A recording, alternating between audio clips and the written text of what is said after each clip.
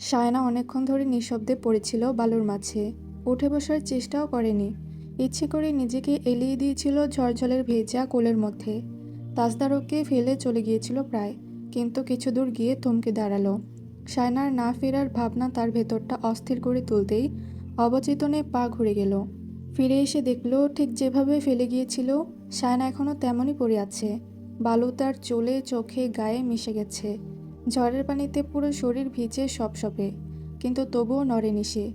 তাস্তার তাকে হাত ধরে তুলতে গেল, বলল, উঠো, এইভাবে কতক্ষণ পড়ে থাকবে? সায়নার মুখের একপাশে লেগে থাকা বালু কাদার মতো লেগে গেছে। চোখজোড়া লাল টকটকে, দীর্ঘ সময় ধরে কান্না আটকে রেখেছে। কাপা কাপা পলক আর শক্ত হয়ে থাকা ঠোঁট বুঝিয়ে দিচ্ছে সে ভেতরে ভেতরে পুড়ছে। তাজদার চোখ সরে করে তাকিয়ে রইল তার দিকে। কপাল বেয়ে টুপটুপ করে পানি পড়ছে। সে বিরক্তভাবে মুখের পানি মুছতে মুছতে বলে উঠল, আশ্চর্য, এত নাটকের কি আছে? তোমার এসব অভিনয় দেখে মনে হচ্ছে যেন তোমায় কোনো পরপুরুষ ছুঁয়েছে। এসব ফিল্মি ন্যাকামো বাদ দাও, চলো আমার সাথে। বলেই একটানে সায়নাকে কোলে তুলে নেবে। ঠিক তখনই ঘটে গেল এক অবিশ্বাস্য ঘটনা।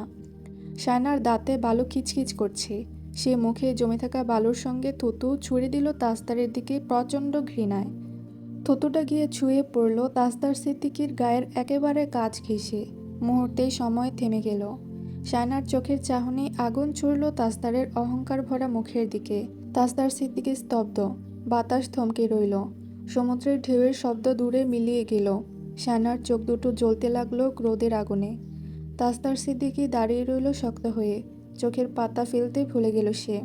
এই সেই সায়না মমতাজ, যার সামনে নিজের সমস্ত দম্ভ, অহংকার সংযমে বেঁধে রেখেছিল সে এতদিন, শুধু নিজের পছন্দে বিয়ে করেছিল বলে। আজ সেই মেয়ে থুতু ছুঁড়ে দিয়েছে তার দিকে। এত ঘৃণা, এত অসম্মান তাজদার সিদ্দিকী কল্পনাতেও আনেনি। তার ভেতরের সমস্ত গর্ব, অহংকার আর পুরুষতান্ত্রিক আধিপত্য মুহূর্তেই ঝুরঝুর করে ভেঙে পড়ল। এই এক থুতুই সায়নার সমস্ত নীরব অপমানের প্রতিবাদ যেন। ছোটবেলার সব অপমান, হারানো আত্মসম্মান আর অপারক ক্রোধ জমা রেখে আজ এই সে ছুড়ে দিল তাজদার সিদ্দিকীর মুখের উপর। তাজদার কথা হারিয়ে বসল। সায়নার ঠোঁট থেকে ঝরে পড়া এক বিন্দু থুতু তার ভেতরে বিস্ফোরণ ঘটিয়ে দিয়েছে। এতদিন দেখেও না বোঝার ভান করলেও তার এই মুহূর্তে বুঝতে বাকি রইল না এই মেয়েটা তার স্পর্শকে ঘৃণা করে, তার উপস্থিতিকে ঘৃণা করে, এমনকি এই সম্পর্কের দাবিকেও। আকাশে আবার বিদ্যুৎ চমকালো। সেই আলোয় সায়নাকে দেখে মনে হলো যেন সে কোনো বিজয়ী যুদ্ধিনীর মতো যুদ্ধ জয় করে পেছনে পরাজিত সৈন্যকে ফেলে চলে যাচ্ছে নিঃশব্দ, দৃঢ়, দম্ভে ভরা পদক্ষেপে। তার ভেজা চুল কাঁধে লেপ্টে আছে, শাড়িটা কাদায় মাখা। তবুও এই মুহূর্তে সে সুশোভিত, সংহত, চোখে তৃপ্তির দীপ্তি, ঠোঁটে রুদ্ধ বিজয়ের আনন্দ। মনে হচ্ছে সমস্ত অবমাননা, সমস্ত অপ্রাপ্তি আজ সে ফিরিয়ে দিয়েছে তীব্র ঘৃণার এক থাপ্পড়ে। তাজদার সিদ্দিকীর চোখের দিকে আজ সে আঙুল তুলে দেখিয়ে দিয়েছে, সে যত বড়লোক হোক না কেন, তার প্রতিপত্তি, তার অহংকার, তার দম্ভ, তার আভিজাত্য, এমনকি তার স্পর্শও সায়নাকে বিকৃত করে, ছোট করে। আজ সায়না সব কিছুর শোধ নিয়েছে। তাজদার সিদ্দিকীর সামনে দাঁড়িয়ে নয়, চলে যেতে যেতে, পেছনে না তাকিয়েই সে বলে দিয়েছে সব স্পষ্ট করে। এতদিনের তার করা সমস্ত প্রতিবাদকেও ছাপিয়ে গেল এটা। তার সব রাগ, দৃষ্টিতে জমে থাকা ক্ষোভ, কাপা ঠোঁটের কষ্ট, সব কিছু আজ ম্লান হয়ে গেল এটার কাছে। এতদিন ধরে সে সায়না শুধু মুখ ফিরেই থেকেছে, কথা দিয়ে জব্দ করেছে। আজ সেই সায়না নিজের ঘৃণা স্পষ্ট করে দিয়েছে এমনভাবে যা কোনো ভাষায় বলা যেত না। তাজদার সিদ্দিকী মুখের ভাষা কম বোঝে, তাই এভাবেই বুঝিয়ে দিতে হয়েছে। যে থুতু সে ছুড়ত সায়না আর তার ভাই বোনদের দেখলে, আজ সেই সব থুতু সায়না একসাথে ছুড়ে দিয়েছে তার দিকে। তাজদার সিদ্দিকীর চোখে চোখ রেখে আঙুল দিয়ে তার দোষ দেখিয়ে দিতে পারাটা সায়না মমতাজের বিশাল অর্জন। আর মুখ দেখা দেখি অবধি হয়নি। সকালে রওশনারা কল দিয়েছিল।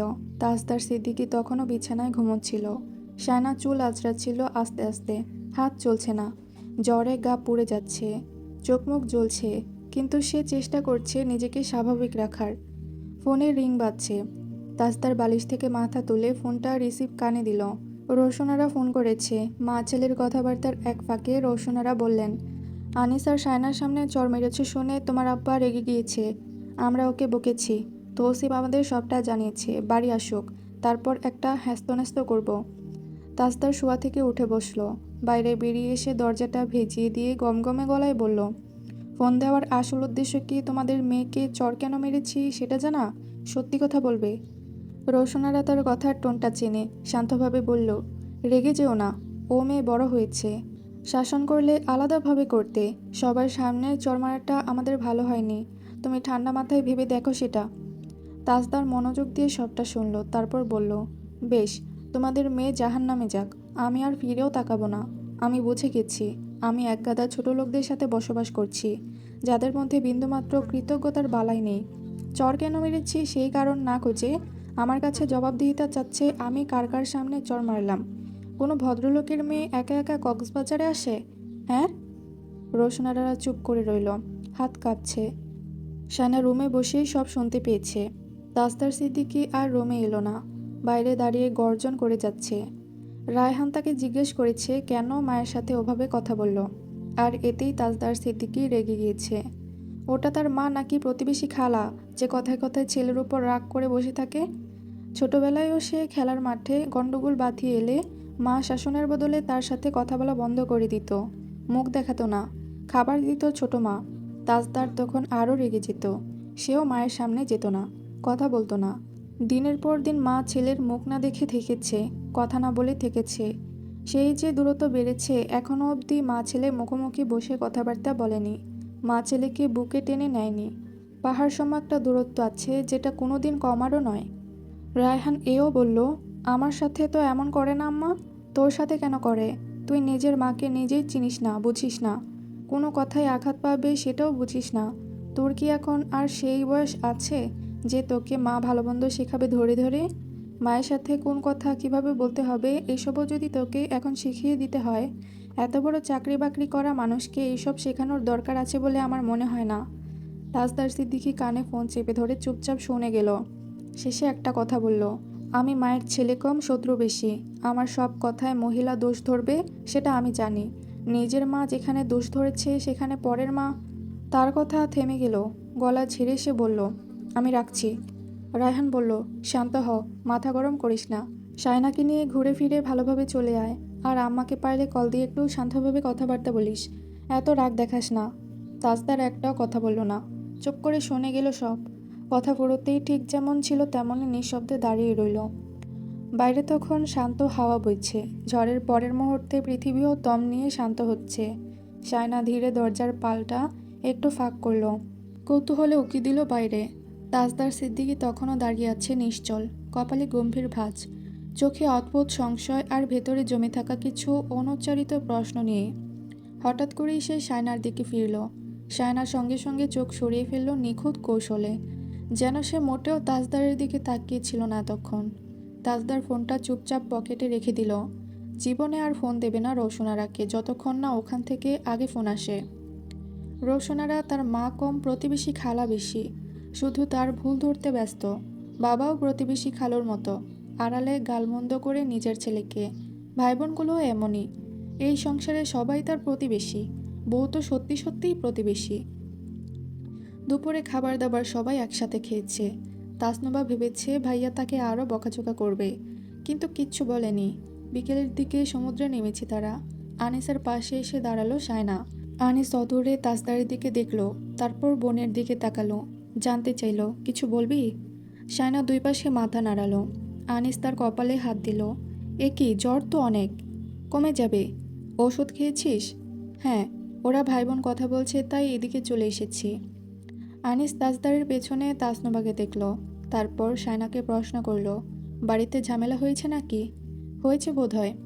আনিস বলল, থাকগে, তুই টেনশন করিস না, ওদের ঝামেলা ওরা মিটিয়ে নিবে, পানিতে নামিস না। কিন্তু তাসনুবা এসে শায়নাকে পানিতে নামিয়ে নিতে লাগলো।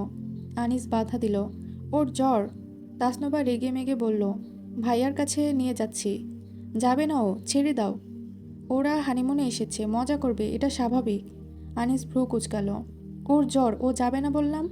তাসনুবা শায়নার হাত ছেড়ে দিয়ে তার দিকে তেড়ে এসে বলল, আপনার বোনকে ভাইয়ের কাছে পাঠিয়ে দেন আনিস ভাই, ওরা হানিমুনে এসেছে, ভাই বোন নিয়ে ঘুরতে নয়। আমি ঘুরতে পারছি না, ওকে ভাইয়ার কাছে যেতে দিন। আনিস শায়নাকে বলল, তুই রুমে গিয়ে শুয়ে থাক শরীর বেশি খারাপ লাগলে। তাসনুবা কটমট করে বলল, আনিস ভাই, আপনি আমার কথাকে পাত্তা দিচ্ছেন না? আনিস বলল, তোমার ভাই একা একাই ঘুরছে তখন থেকে, খেয়াল করেছি আমি। তুমি তোমার কাজে যাও, ওদের ব্যাপারে মাথা ঘামাবার দরকার নেই, তুমি ঘুরে বেড়াও। তাসনুবা চালাকি করে বলল, আমাকে একটু সামনে এগিয়ে দেন তাহলে। ভাইয়া ভাববে আমি আপনার সাথে কোথাও গিয়েছি। আমার বন্ধুরা হিমছড়ি যাচ্ছে। আনিস বলল, আমার হাঁটতে ইচ্ছে করছে না। তাসদার পানিতে নেমে এদিকে তাকিয়েছিল কপাল কুঁচকে। তাসনুবা তা দেখে আনিসের দিকে ফোন বাড়িয়ে দিয়ে বলল, তাহলে কয়েকটা ছবি তুলেন। আনিস বলল, আমি তেমন পারি না। তাও তুলেন। জোর করে আনিসের হাতে ফোন ধরিয়ে দিল সে। এদিকে শায়না একজন পুরনো বন্ধু খুঁজে পেয়েছে, তার সাথে কথাবার্তা বলছে হাঁটতে হাঁটতে। কথার ফাঁকে কখন যে পানিতে তার গোড়ালি ডুবে গেছে খেয়ালই করেনি। তাজদার সিদ্দিকী দূরে দাঁড়িয়ে তার দিকে কপাল কুঁচকে চেয়ে রইল। শায়না ছেলেটার সাথে হাসছে, কথা বলছে, হয়তো জ্বরের ঘুরে কথা একটু বেশিই বলছে। তাজদার সিদ্দিকী পানি থেকে উঠে এলো। শায়না তার বন্ধুকে বলল, ওইটা। তার বন্ধু জানতে চাইল, তোর হাজব্যান্ড? হুম। তার বন্ধু হঠাৎ বলে উঠল, আরে এটা সেই লোকটা না যে স্কুল মাঠে ছাগল চড়ানো মাইন চাচার ছাগল ধরে রেখেছিল, তাদের বাগানের গাছের পাতা খেয়ে ফেলেছিল বলে? শায়না হেসে উঠে বলল, কবেকার কথা এখনো মনে রেখেছিস? আমি ভুলেই গিয়েছি। আরে হ্যাঁ, তাই তো। ওই সময় আমাদের হেডমাস্টার গিয়ে ছাগলগুলিকে ছাড়িয়ে এনেছিল, এক রাত বেঁধে রেখেছিল তবুও। কিছু মনে করিস না, বলেই সে হেসে দিল। তাজদার পানি থেকে উঠে এলো। শায়না তাকে দেখে পানি থেকে উঠে এলো। তাজদার সিদ্দিকী তার পাশ থেকে যেতে যেতে পায়ের গোড়ালি দেখল, এমনকি অল্প করে ভিজে যাওয়া শাড়িটাও। শায়না অস্বস্তিতে পড়ে গেল। এমনভাবে দেখার মানে হচ্ছে বন্ধুর সাথে পানিতে নামতে অসুবিধা হয়নি। যদিও কক্সবাজার আসার পথে অনেক পরিকল্পনা করেছিল তাজদার সিদ্দিকী, কিন্তু সবটা জলে গেছে। শায়নার জ্বর বেড়ে গিয়েছিল, তাই রাতারাতি রওনা দিতে হয়েছে। ওই ঘটনার পর থেকে দুজনের কথা বন্ধ। কেউ বিন্দুমাত্র চেষ্টা করেনি কারোর সাথে কথা বলতে। তাসনুবা খুব ক্ষেপেছে শায়নার ওপর। শায়নার জন্যই তাকে এভাবে ফিরে আসতে হয়েছে। সে অসম্ভব বিরক্ত।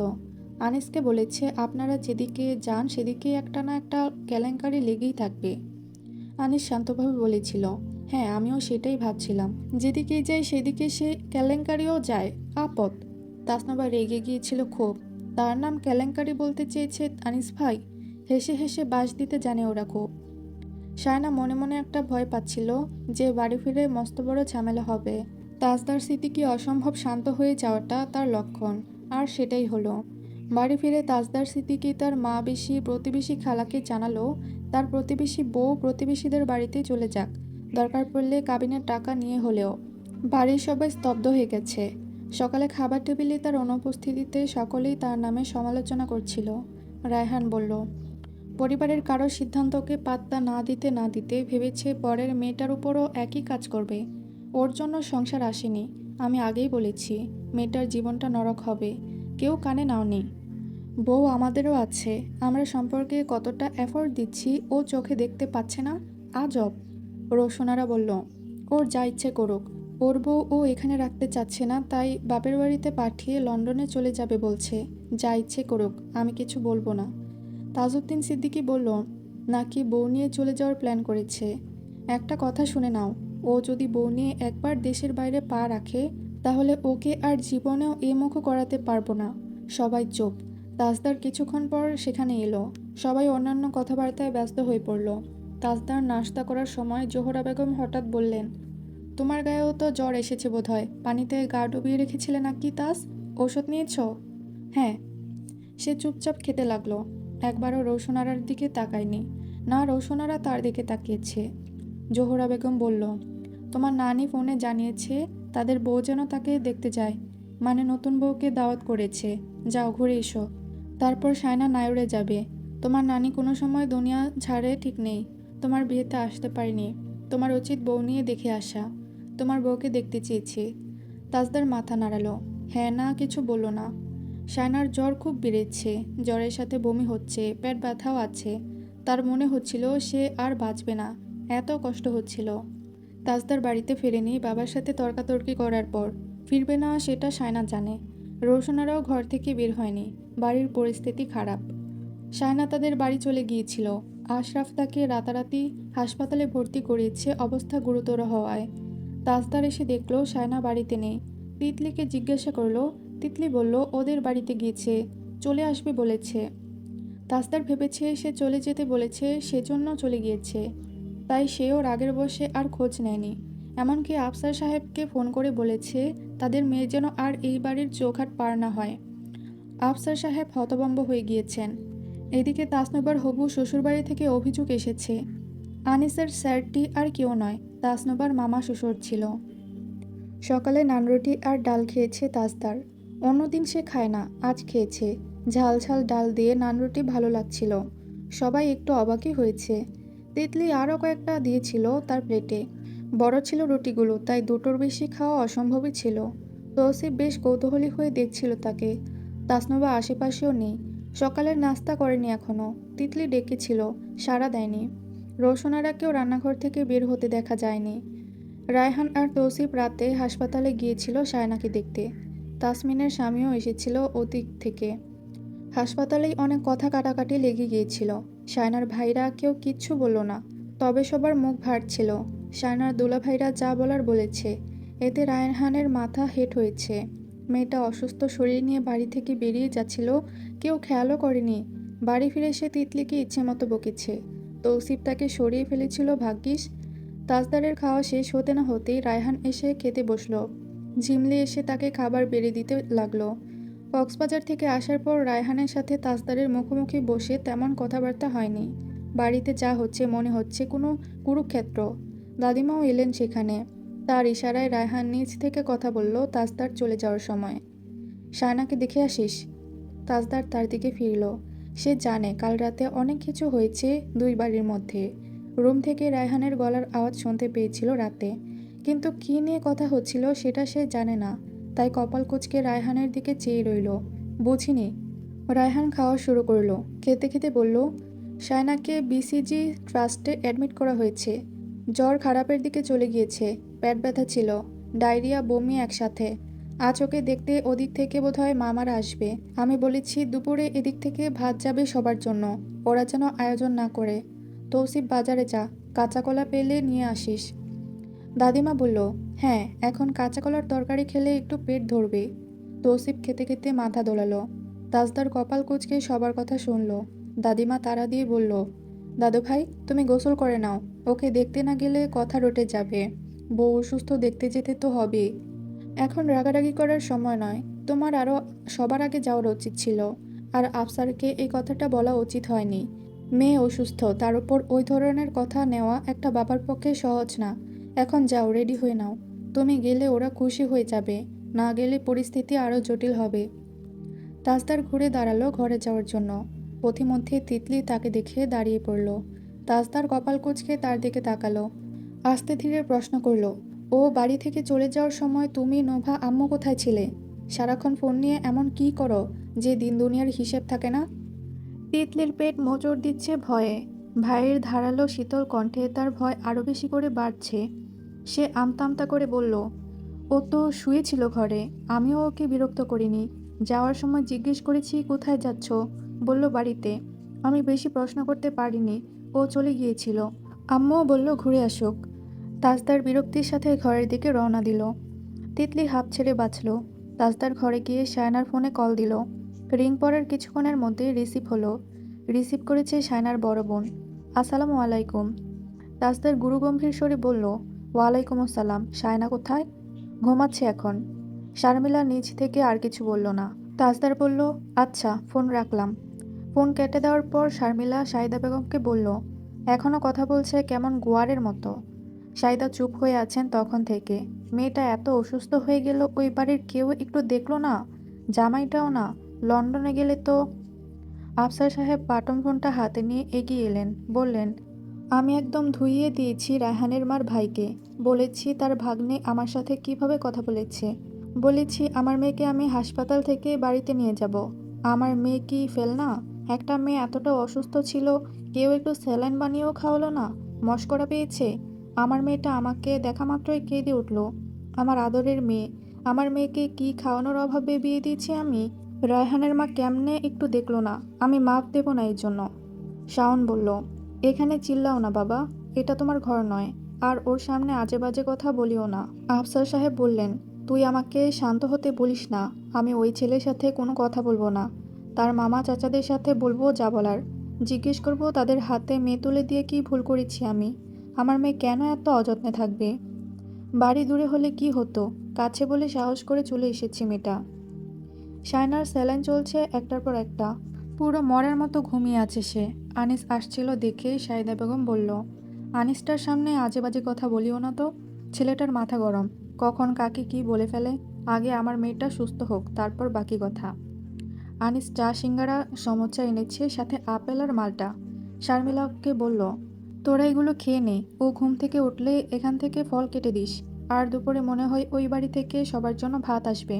আমাকে তৌসিফ মানা করেছে ভাত না কিনতে। আফসার সাহেব বলে উঠল, আমার মেয়েকে না দেখে এখন ভাত পাঠা। শারমিলা থামিয়ে দিল। আব্বা, কি শুরু করলে? আনিস শারমিলাকে বলল, তা আজ কি ফোন টোন করেছে না কেউ এখানে? শারমিলা বলল, হ্যাঁ, শুধু সায়না কেমন আছে জিজ্ঞেস করেছে, আর কিছু বলেনি। আনিস চুপ করে রইল, কিছু বলল না। শারমিলা ভয় পাচ্ছে, কে জানে মুখোমুখি হলে কি ঝামেলা লেগে যায়। তাজদার যখন এলো তখন সবাই কেবিনের ভেতর বসে ভাত খাচ্ছিল। শায়নার মুখেও ভাত তুলে দিয়েছে শাহিদা বেগম। তাজদার হুট করে ভেতরে ঢুকে আসা মাত্রই সবাই অপ্রস্তুত হয়ে পড়ল। কেউ বসা থেকে উঠে পড়ল, কেউ মাথায় কাপড় টানলো। শায়নার গায়ে ওড়না ছিল না। শারমিলা তার মাথায় ওড়না দিয়ে দিল বা হাতে। তাজদার বেরিয়ে যাচ্ছিল। শারমিলা বলল, ভাইয়া বসেন, সমস্যা নেই। তাজদার ফলমূলের ব্যাগটা একপাশে যত্ন করে রেখে বলল, ভাত তো আজানের আগে এসেছে, এখন কেন খাচ্ছ? 2:30 বাজে এখন। শারমিলা হাত ধুয়ে টুল টেনে তাকে বসতে দিতে দিতে বলল, ও ঘুমিয়েছিল, সবাই একসাথে খাবো ভাবছিলাম। তাজদার এক পলক শায়নার দিকে তাকালো। গায়ে সাদা রঙের একটা ঢিলেঢালা কুর্তা, না আঁচড়ানো চুলে বেনিটা অবিন্যস্ত, চোখের নিচে এক গাদা কালি। শাহিদা বেগম বাসন নিয়ে কেবিনের বাইরে বেরিয়ে গিয়েছেন। ওখানে খাওয়ার ভালো ব্যবস্থা আছে যদিও। শায়না লোকমাটা ধীরে ধীরে চিবোচ্ছে। এক রাতের মধ্যেই মনে হচ্ছে সে শুকিয়ে একটুখানি হয়ে গেছে। শারমিলাও বেরিয়ে গেল। আফসার সাহেব বললেন, এসেছে নাকি? শারমিলা বলল, হ্যাঁ, তুমি এখন যেও না, ওরা কথা বলুক। আমি দুটো কথা বলবো। শাহেদা বেগম বললেন, আহা, এখন না, বাড়াবাড়ি করো না তো। শায়না পিঠের নিচে বালিশ রেখে বসেছে। আরও আরামদায়ক করার জন্য শাহেদা বেগম ওড়নাকে পুটলি বেঁধে পিঠের পেছনে রেখেছে। তাজদার গলা ছেড়ে কথা শুরু করলো, এখন কেমন লাগছে? শায়নার ডান হাতের ভেতর পুঁটি মাছ ভাজা। সে একটা একটা কামড় দিয়ে খাচ্ছিল ওটা। তাজদার চলে আসায় ওটা হাতের মুঠোয় থেকে গেছে। ওটা কচলাতে কচলাতে মৃদু স্বরে বলল, ভালো। আর কোনো কথা নেই? শায়না নিজের মতো বসে আছে, শুয়ে পড়তে ইচ্ছে করছে। কিন্তু পাশে এমন রোবটের মতো কেউ বসে থাকলে সেটা প্রায় অসম্ভব। অস্বস্তি সামলে সে এবার তাজদারের দিকে তাকালো। গায়ে মেরুন রঙের শার্ট, কবজিতে ঘড়ি, টিপটপ গোছগাছ সব দিক থেকে। তাজদার তাকে তাকাতে দেখে বলল, তোমার ফোনটা কোথায়? শায়না নিজের হাতের দিকে তাকিয়ে বলল, আছে। ওখানে আমার নাম্বার নেই? আছে। তাহলে তোমার শরীর খারাপ লাগছে সেটা আগে কাকে বলবে? যাকে বললে সিরিয়াসলি নেবে। তাজদার তার দিকে চেয়ে রইল। চোখ মুখ শক্ত হতে যেও হলো না। শায়না একটু পর তার দিকে তাকালো, জানতে চাইল, আপনি এখানে কতক্ষণ থাকবেন? তাজদার একটা আপেল বের করলো। সেটা ধুয়ে নিয়ে চাকু দিয়ে কাটতে কাটতে বলল, তুমি কতক্ষণ চাও? শায়না তার আপেল কাটার দিকে চেয়ে বলল, আপনি আপেল কার জন্য কাটছেন? আমার জন্য, আমি ভাত খাইনি। সোজা চলে এসেছি এদিকে। শায়না লজ্জিত হলো। কিছুক্ষণ চুপ থেকে বলল, কোনো দরকার ছিল না, না খেয়ে এখানে আসার। তাজদার আপেলটা কাটা বন্ধ করে বলল, সরি, আমি নিজেকে খুব ভালোবাসি। তুমি কি বলো সেটা দেখার জন্য মিথ্যে বললাম। আমি খেয়ে দিয়ে এসেছি, রিল্যাক্স। শায়না চুপ করে বসে রইল। কালকের সব কথা মনে পড়ল। কিভাবে যে সে হেঁটে গিয়েছিল তাদের বাড়িতে সে নিজেও জানে না। তাজদার আপেলটা কাটলো। শায়না কয়েক টুকরো খেলো। তাজদার নিজেও খেলো। হালকা টুকটাক কথাবার্তা বলেই বেরিয়ে গেল। তার মামারা এসেছে। শায়নার মাথায় ভালো করে ঘুমটা টেনে বসেছে। সবাই আসার পথে ফলমূল নিয়ে এসেছে। শায়নার সাথে দেখা করতে এলো সবাই। তাজদারকে বলল, এক রাতের মধ্যে শুকিয়ে গেছে। কাল হয়েছিলটা কি, বাড়িতে কেউ ছিল না? আফসার সাহেব সাহস পেয়ে গেলেন, বললেন, সেসব কথা বাদ দেন ভাই সাব। আপনার ভাগ্নে আমাকে ফোন দিয়ে কি বলেছে সেটা একবার জিজ্ঞেস করুন সবার সামনে। আমি তো আমার মেয়ে আর দেব না। শায়নার বড় মামা আফসার সাহেবকে সান্ত্বনা দিতে দিতে বলল, আশরাফের বাপ, শান্ত হও, এত মেজাজ দেখাতে নেই সব জায়গায়। ওনারা কি বলে দেখো। তাজদারের বড় মামা বলল, আমার কথা হচ্ছে মেয়েটার শরীর খারাপ লাগছে, এটা বাড়ির কেউ জানলো না, এটা তো অবিশ্বাস্য। তৌসিফ বলল, সবাই জানতো ওর জ্বর হয়েছে হালকা। মেজ ভাইয়ের গায়েও জ্বর এসেছিল। তাজদারের বড় মামা বলল, ওর যখন জ্বর বেড়ে গেল তখন ওর তো তাজদারকে ফোন করা উচিত ছিল, তাই নয় কি? তাজদার তোমার বউ তোমাকে ফোন দিয়েছে? তাজদার সায়নার দিকে তাকালো, কিছু বলল না। দুজনেই চুপ। আফসার সাহেব বললেন, ওর শরীর খারাপ লাগছিল, অত কিছু করার মতো অবস্থায় ছিল নাকি ও? সাহস করে আমাদের কাছে চলে এসেছিল, ওটাই তো বেশি। আপনারা কালকে ওর অবস্থা দেখলে বুঝতে পারতেন। ওর মায়ের কাছ থেকে জিজ্ঞেসও করেন। সায়দা বেগম বোরকার ওড়না মুখে টেনে কেঁদে উঠে বলল, আমি তো ভাবছিলাম বড় অঘটন ঘটে যাবে। অত অযত্ন কেউ করে? পেছন থেকে এক একজন সান্ত্বনা দিতে লাগলো। আশরাফের মা কান্নাকাটি করলে কিছু হবে না, কথা বলতে দাও। এগুলো সমাধান হয়ে যাওয়াই ভালো। বেশি ঘাটলে সমস্যা আরও বাড়বে। বড়রা সবাই অনেক কথাবার্তা বলল। সায়না আর তাজদার চুপ করে শুনল। তাজদার সেদিকে ধৈর্য সহকারে এত কথা শুনেছে দেখেই তৃপ্তি লাগছিল আফসার সাহেবের। তাজদারের বড় মামা ছোট মামা তাকে ডেকে নিয়ে গেল একপাশে। বলল, তোমার মা আমাকে সবটা বলার পর আমি ছুটতে ছুটতে চলে এসেছি। দেখো মামা, রাগ দেখাতে পারবে বউয়ের উপর, তার পরিবারের উপর নয়। তার আব্বাকে কি বলেছ সেটা ধরে বসে আছে ওরা। তোমাদের মধ্যে নাকি ঝামেলা হয়েছে, তাই তোমার বউ তোমাকে ফোন দেয়নি। বিয়ের শুরুতে কিসের এত ঝামেলা? পছন্দ করে বিয়ে যখন করেছ, তখন শ্বশুরবাড়ির গালাবাজি শুনতে হবে। আর বউটাকে তোমাকে একটু দেখাশোনা করতে হবে। তোমার মা বলল তুমি ওর সাথেও নাকি চেঁচামেচি করো। তুমি লন্ডনে নিয়ে যেতে চাইলে তোমাকে তো আগে ওর ভরসাস্থল হতে হবে। সংসার জীবন আর অবিবাহিত জীবনের মধ্যে ফারাক আছে মামা। তোমার শ্বশুরের কথায় কিছু মনে করো না, আমি ম্যানেজ করে নিচ্ছি আজকের মতো। তাজদার রুক্ষ স্বরে বলল, ওরা বললেই হলো নাকি? কথায় কথায় মেয়ে দেবে না ভয় দেখায় কেন? না দিয়ে দেখাক। বিয়ে দিয়ে দিয়েছে, এখন আবার এত দেমা কিসের? তাদের মেয়ে অসুস্থ হয়ে পড়েছে, সেটা আমি জেনে কথা শুনিয়েছি? সবাই তাকে দেখছে দূর থেকে। সায়েদা বেগম ফিসফিস করে বললেন, বেটা তো দেখছি মামুর উপর রাগ ছাড়ছে। কত বড় গলা! এই আশরাফের বাপ, তুমি ওদিকে যেও না। বড় মামা শান্তভাবে বললেন, তুমি আবার রেগে যাচ্ছ তাজ। বারবার করে বলছি রাখবে না। তোমার বউ একটা বাচ্চা মেয়ে, ওকে যে যেরকম বোঝাবে সে সেটাই বুঝবে। তুমি যা বোঝাবে সে সেটাই বুঝবে। ওর সংসার ধর্ম বুঝতে আরও সময় লাগবে। তুমিও যদি অবুঝের মতো আচরণ করো তাহলে তো কিছু করার নেই আমাদের। তাজদার সাফ সাফ জানিয়ে দিল, আমি ওকে নিয়ে বাড়ি যাচ্ছি, স্যালাইন শেষ হয়েছে, বাকি চিকিৎসা ওখানে হবে। ওদের মাথা খারাপ হবেই, কারণ এই হসপিটালের খরচ অনেক বেশি। ওদের বলে দাও খরচটা আমি দেব, আর যেন প্যান না করে। আনিস মানা করেছে আমাকে, তুমি যেন একটা টাকাও না দাও। তাজদার রাগে কাঁপছে ভেতরে ভেতরে। আফসার সাহেব তার সিদ্ধান্তে অনড়। তিনি রৌশনারা আর তাজউদ্দিন সিদ্দিকের সাথে কথা না বলে মেয়ে এত সহজে ছাড়বেন না। সন্ধ্যায় সায়নাকে নামিয়ে দেওয়া হলো। বাড়ি ফিরে সায়না উঠোনে তাজদারকে দেখল তৌসিবের সাথে দাঁড়িয়ে কথা বলতে। ওই বাড়িতে অনেক মেহমান এসেছে। সায়না তাজদারের দিকে এক পলক তাকিয়ে বাপ ভাইদের সাথে বাড়ি চলে গেল। রাতে সবাই ছোটখাটো পারিবারিক বৈঠক বসলো। তাজদার তখন একটা কাজে বেরিয়েছিল। কখন কি হয়েছে কি হয়নি বৈঠকে সব উঠছে একের পর এক। সায়নার এসব তামাশা ভালো লাগছে না। সে রুমে শুয়ে আছে। সায়েদা বেগম এসে বলল, ওরা বলছে তুই নাকি কারোর সাথেই ভালো করে কথাবার্তা বলিস না, একঘরে হয়ে থাকিস। তোর অসুখ লাগছে এটাও নাকি জানাসনি। তোর চাচি শাশুড়ি বলেছে তুই নাকি মুখ ফুলিয়ে রাখিস, কারোর সাথে মিশিস না, জামাইয়ের সামনে ঝগড়া করিস সারাক্ষণ। এইসব সত্যি? সায়না চুপ করে শুয়ে থাকলো। সায়েদা বেগম বলল, বিয়ের মাত্র কটা দিন গিয়েছে, তার মধ্যেই এসব? মানুষে কি বলবে? আগে তো তুই এমন ছিলি না। বিয়ের আগে একরকম ছিলি, এখন অন্যরকম হয়ে গেছিস। সবাই ওটা বলবে না? আফসার সাহেব এসে বলল, ওকে কিছু বলবে না, ও এখানেই থাকবে। বিয়ের 1 মাসও ভালো করে যায়নি, তার মধ্যেই বিচার সভা কুড়াচ্ছে আমার মেয়ের নামে। আমার মেয়ে ভালো না খারাপ সেটা আমি জানি না? দেব না আমি মেয়ে? ওই ছেলে কথা শুনিয়েছে, এখন আবার ওরা সবাই মিলে শোনাচ্ছে। সবাই পেয়েছেটা কি? আমাকে এত কথা শুনিয়েছে, আমার মেয়েকে কতগুলো শুনিয়েছে। সায়না শোয়া থেকে উঠে বসলো।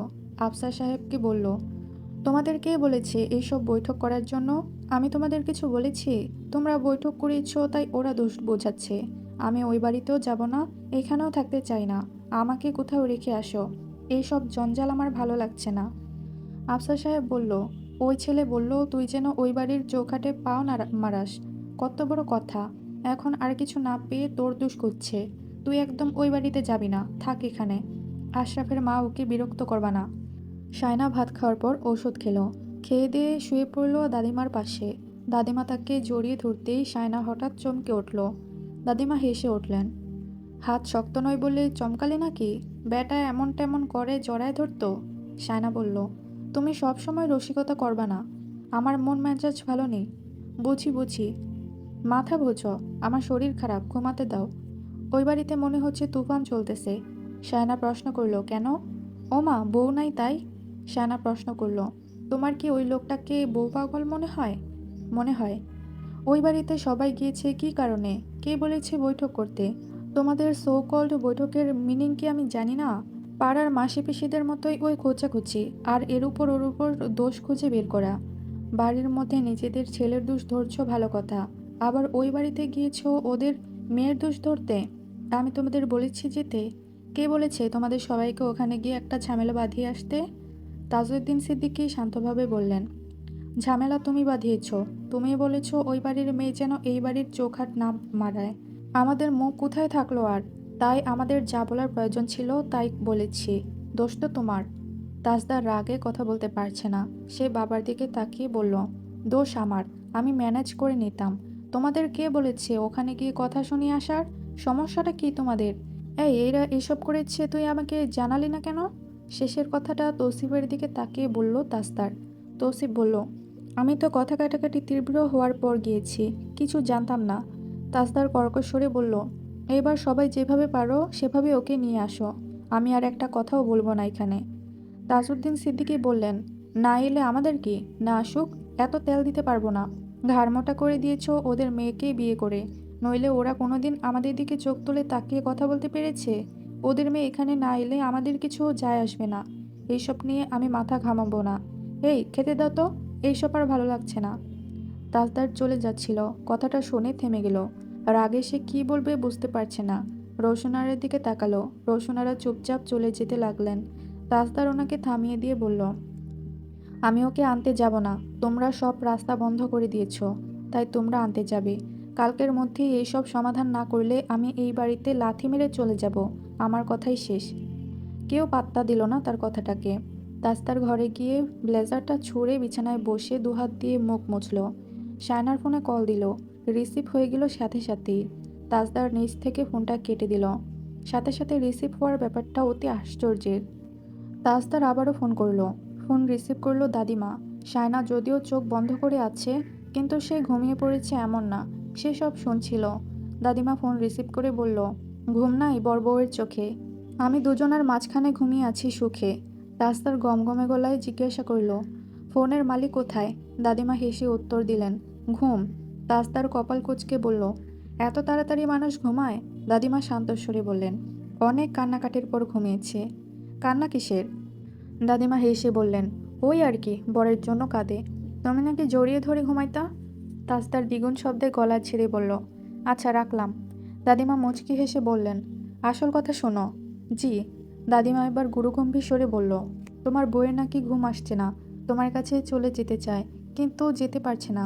তুমি তুলে তুলে নিয়ে গেলে ও কিছু মনে করবে না। তাজদারের কপাল কুঁচকে গেল। কিছুক্ষণ চুপ থেকে কয়েক পা এদিক ওদিক হাঁটলো। জিজ্ঞাসা করলো, আর ইউ সিরিয়াস? দাদিমা ভ্রু তুললেন, গালি দিলে? না না, আপনি যা বলেছেন তা সত্যি। দাদিমা বিরক্ত স্বরে বললেন, তুমি কি আমার থালতো ভাই লাগো যে মশকরা করতে যাব? তাজদার একটু বিরক্তি প্রকাশ করলো চোখ বুজে, আবার চোখটা বিরক্তির সাথে খুলে ঠোঁট বাঁকিয়ে বলল, যদি সত্যি হয় তাহলে নিজেই তো আমার কাছে চলে আসতে পারে। দাদিমা বললেন, আমার নাতিন কি ছেলের হাতের মোয়া নাকি লন্ডনের বেটা? আমার নাতনির অনেক দাম। তাজদার যথেষ্ট রেগে আছে, কিন্তু সেটা দাদিমাকে বুঝতে না দিয়ে বলল, সেটাই তো দেখছি, কাল সকালে পাঠিয়ে দেবেন। মাগো মা, বললেই হলো নাকি? তাহলে এখন কি আমাকে পায়ে ধরে আনতে হবে? দাদিমা গুরুতর ভঙ্গিতে বললেন, আমার নাতি তোমার কাছে আর যাবে না। মাথা উঁচু করে যেতে পারলে যাবে, নইলে যাবে না। তাজদার চুপ করে রইল। রাগে কাঁপছে সে। শায়না ফোন কেটে দিয়ে দাদিমাকে শক্ত করে জড়িয়ে ধরে বলল, তুমি শেষে কি দারুণ কথা বললে দাদি। দাদিমা বললেন, এটাও বলেছি তুই তার জন্য কাঁদছিলি। শায়না চোখ বুজে নিয়ে বলল, বেকুব হলে বিশ্বাস করবে, এত বেকুব না যতটা দেখায়। তাসনুবার শ্বশুরবাড়ি থেকে একটার পর একটা অভিযোগ এসেছে। তাজউদ্দিন সিদ্দিকীর মেজাজ খারাপ হয়ে গেছে সেই সব কথা শুনে। খুব আপত্তিকর কথাবার্তা বলেছে তারা। বলেছে তাদের মেয়ে কক্সবাজারের ছেলেপেলে নিয়ে ঘুরতে গিয়েছে, হোটেলে ছিল, মুখে নেওয়া যায় না এমন ধরনের আপত্তিকর কথা বলেছে। এইসব কুৎসিত অপবাদ মেনে নেওয়া তাজউদ্দিন সিদ্দিকীর পক্ষে অসম্ভব ছিল।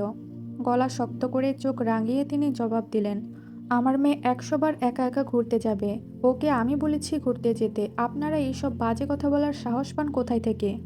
আমেরিকায় থেকেও এই ধরনের বাজে মানসিকতায় কি করে পোষণ করেন? বলা যায় রীতিমতো কথা কাটাকাটি লেগে গিয়েছে। ফোনের পর ফোন, তর্কের পর তর্ক চলছে এখন দুই পক্ষের মধ্যে। তাজউদ্দিন সিদ্দিকী বললেন, ওরা ওরকম সস্তা মন মানসিকতার আগে থেকেই জেনে গিয়ে ভালো হয়েছে। যদি কোনো পাকাপোক্ত সিদ্ধান্ত নেয়নি এখনও দুই পক্ষ, তবে বিরোধ এখনও চলমান। তাজদার এই ব্যাপারে কোনো কথা বলেননি। রওশনারা ভয়ে আছে, সে যদি সত্যি সত্যি বাড়ি থেকে চলে গিয়ে থাকে তাহলে এই ঝামেলা আর কমার নয়। তাছাড়া সে বাড়ি থেকে চলে যাবে এমনভাবে যেখানে তার হাজারটা যুক্তি দাঁড় করানো থাকবে। সায়না সেখানে খুব নগণ্য একটা যুক্তি। আর এতে করে কেউ বলতে পারবে না দোষ তোমার ছিল। তোমার কারণেই সায়না আজ ওই বাড়িতে। তাজদার চলে যাওয়ার সময় দাদিমা আনোয়ারা বেগম কথা বলেছে তাজদারের সাথে। সে স্পষ্টভাবে বলে দিয়েছে, আমি তাজউদ্দিন সিদ্দিকীর সাথে কোনো তর্ক করতে চাই না, না মা রওশনারার সাথে কোনো কথা বলতে চাই। আমি তাই করব যা আমার মন চাইবে। This is not a family, it's an entire factory of devils. Anowara Begum বলল, নোভার বিয়েটা নিয়ে ঝামেলা চলছে। So what? ফ্যামিলিতে ঝামেলা ছাড়া কোনো কাজ হয়েছে? তোমার বউকে তুমি গিয়ে নিয়ে আসতে পারো। সে আসবে না। আমি একটা জেদি মেয়েকে বিয়ে করেছি, আপাতমস্তক রওশনারা সিদ্দিকীর ফটোকপি। শ্বশুরবাড়ির সাথে হাত মিলিয়ে আমাকে জব্দ করছে। আমাকে পাগল না বানিয়ে সে আসবে না। মহা মুশকিল তো। আমি তাকে জিজ্ঞেস করব সে পাগল স্বামীর সাথে সংসার করতে ইচ্ছুক কিনা, নইলে যেন তাড়াতাড়ি চলে আসবে। Her answer will be yes. Anowara বেগমের হাসি পেলেও তিনি হাসলেন না। বললেন, শার্ট তো কুঁচকে গেছে দাদু ভাই। তাজদার নিচের শার্টের দিকে তাকিয়ে থেমে গেল। এই প্রথমবার সে কুচকানো শার্টে গায়ে দিয়েছে। আর এটার জন্য দায়ী সায়না মমতাজ। হাতের কাছে পেলে আগে ঠাস করে একটা দেবে পিঠের উপর। সায়নাদের বাড়ির পেছনে পেয়ারা গাছ ছিল, সেখানে থেকে সে পেয়ারা পেরেছে কয়েকটা। চাচাতো বোনদের নিয়ে ঘাটে বসে মরিচ দিয়ে খচখচ করে খাচ্ছিল, তখনই সেখানে তিতলি এলো। সায়নাকে সবটা খুলে বলল। সায়না বলল, কোথায় গিয়েছে বলেনি? তিতলি বলল, ঘুরতে টুরতে চলে যাবে। দেশে আসার পর থেকে কোনো কোথাও ঘুরতে যায়নি। আম্মু একটা কথা বলতে বলেছে তোমাকে। সায়না মনে মনে ভাবছিল তিতলি এরকম কিছু বলবে, আর সেটাই সত্যি হলো। তিতলি বলল, আম্মু বলেছে ভাইয়ের সামনে যোগাযোগ রাখতে। আম্মুর ফোন রিসিভ করেনি। আব্বুর সাথে কোনো কথাই বলে না। বড় ভাইয়া রেগে আছে, ফোন দেবে না। তোমাকে সকাল থেকে একবারও ফোন দেয়নি। সায়না দুই পাশে মাথা নাড়ালো। তিতলি বলল, এখন একটা ফোন দাও। সায়না বলল, রাতে করব। এখন রিসিভ করলে তুমি কথা বলবে। তিতলি বলল, আচ্ছা। সায়না তাজদারের নাম্বারে কল দিল। রিং পড়তে লাগলো। কিছুক্ষণ পর রিসিভ হলো। তিতলি শুরুতেই সালাম দিল। আসসালামু আলাইকুম ভাইয়া, আমি তিতলি। ওয়ালাইকুম আসসালাম। তুমি ওখানে কি করছো? আপনি আম্মুর ফোন রিসিভ করছিলেন না। আমি তোমাকে কি প্রশ্ন করেছি? তিতলি দাঁত দিয়ে নখ কাটতে কাটতে বলল, আমি আপনার সাথে কথা বলার জন্য এসেছি। ফোন রাখো, ঘরে যাও। তিতলি ফোন রেখে দিল। সায়নার দিকে ফোন বাড়িয়ে দিয়ে বলল, নাও। সায়না জানতে চাইল কি বলল। তিতলি বিরক্ত হয়ে চলে যেতে যেতে বলল, ধুর, আমাকে বকা খাওয়ানোর জন্য সবটা পাঠায়। আমি বাড়ি ছেড়ে কোথাও চলে যাব। সায়না তার যাওয়ার পথে চেয়ে রইল। সায়না মেসেজ টাইপ করলো, কোথায় যাওয়া হয়েছে লিখে মেসেজটা পাঠিয়ে দিল, যদিও তার ফোনে অত বেশি ব্যালেন্স নেই। কিছুক্ষণ পর মেসেজের রিপ্লাই এলো, while you're on machine. Saina লিখল, I am about to block you. Tajdar পাঠালো, lol, coward use this word most. Saina বলল, টাটা বাই বাই। উপাস থেকে মেসেজ এলো, আমি এগুলোর স্ক্রিনশট রাখছি, সালিশ বিচারে এগুলো দেখাবো। তাছাড়া তুমি ফেসবুকে কাকে কাকে আমার নামে বিচার দিয়েছ, কি কি বদনাম করেছ, আমাকে কি কি গালি দিয়েছ, সব আমি আনিসের কাছে পাঠাচ্ছি। সায়না বলল, এই না। দেন say I love you তাজদার Siddiqui. মরে গেলেও না। আনিসের হোয়াটসঅ্যাপে আজ রাতের মধ্যে সব চলে যাবে। সায়না লিখল, জার্গো ব্যাটটা হত্যন। এইটুকুই ছিল তাজমহল গল্পের পর্ব ২৭ থেকে ২৯ পর্যন্ত। ভিডিওটি ভালো লাগলে একটি লাইক দিবেন এবং পরবর্তী পর্বগুলো দেখতে চ্যানেলটি সাবস্ক্রাইব করে রাখবেন।